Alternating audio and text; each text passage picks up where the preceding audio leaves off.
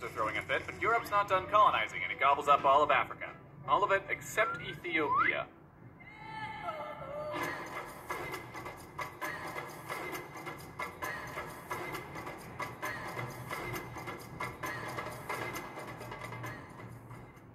Prince Menelik II was born in 1844 in Angola, a small town in the Kingdom of Shewa. Now, technically Shewa was part of the Ethiopian Empire, but there was kind of a warring states thing going on, so Shewa was mostly autonomous, until recently, when the emperor went from being a figurehead position to this guy, who was reconquering everything. So Menelik's dad was a bit busy resisting assimilation to his dying breath, but when the imperial army came storming through and his own family gave up on his cause and there was nowhere left to run, he checked out and died of natural causes.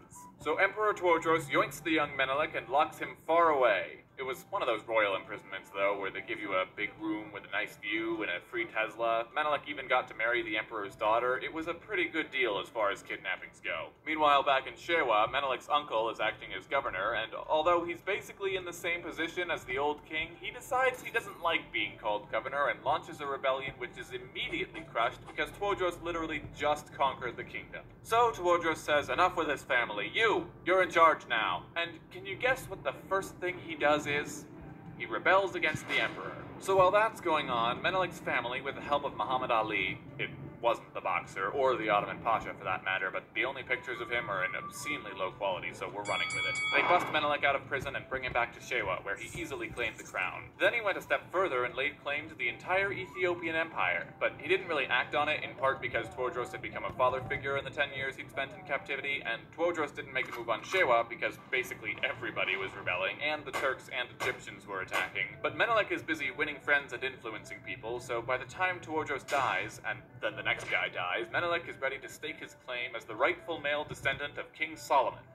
Yes, that Solomon, who you might remember as being a king of Israel nearly 3,000 years ago, but there's this whole business with his wife, who is Ethiopian. The early lineage is a bit fuzzy, but that family had been ruling since at least the 1200s. Ethiopia's history is unique and strange and awesome. Check the description for some primers. Anyway, there's a fight, but a lot of nobles heard about Menelik's awesome parties, and he wins. So now he's got all of Ethiopia's problems to worry about and starts touring the empire, forcing everyone to submit. And generally, horses cost more and can't plow the fields as well, so now you've got famine. And then there's an epidemic, so now you've got all these people starving and trying to relocate, and people are raiding. Basically, Ethiopia is one horseman shy of the apocalypse. Oh look, it's the Italian army. You see, a couple years earlier, Ethiopia signed a treaty with Italy saying, yeah, do whatever with Eritrea, it's not mine. But fun fact, when you translate that treaty into Italian, it gives Italy way more power than it does in Amharic. Menelik finds out, says, hey, not cool, that's not the treaty I signed. Italy tries to bribe him, but he's not having it, so they go to the last emperor's kid, hoping to stir up a little civil war like you do with native populations, but it's 1890-ish, Africa looks like this, and the kid's smarter than he looks. Out of the normal casus belli, the Italian army falls back on bigger gun diplomacy and lines up on the border, and they have to put down a rebellion in Eritrea first, and then they march into the empire. And then the Battle of Adwa happens.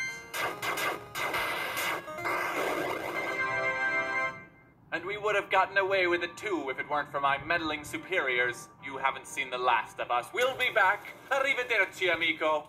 So yeah, they never got Ethiopia. Menelik didn't try to take Eritrea afterwards, so no one had a good excuse for defending Italy. He got support from Russia because they had a little Cold War thing going on with Britain, but with less nukes. And he got to modernizing the country. He cracked down on slavery, which had been illegal since the 50s, but difficult to stamp out. And he went hard on infrastructure. He made a bank, a postal system, modern plumbing, railways, phones and lights and motor cars, and modern luxuries. He even started a currency that wouldn't catch on for a few decades, but hey, foundations. Power started drifting away from him a bit in his old age. One of his wives tried to go a little Wu Zetian on him, but funny enough, they stayed together for a while after. Ultimately, he suffered a stroke and power was handed to a regency council before he passed away, leaving behind an Ethiopia that through war, famine, and only a few self-inflicted atrocities somehow persevered and came out stronger, at least until the next time.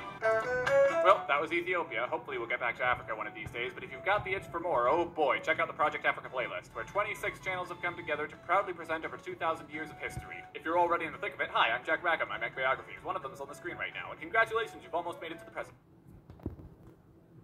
በዚህ ቪዲዮ ውስጥ የተሳሳቱ ኢንፎርሜሽኖች ነበሩ እነዛን ኢንፎርሜሽኖችን በማስወጣት እንደገና አድርጌ ነው ያንን ከታርጌ ነው ያወጣሁት ስለዚህ ያ ነው መልክቱ ደህና ሆነ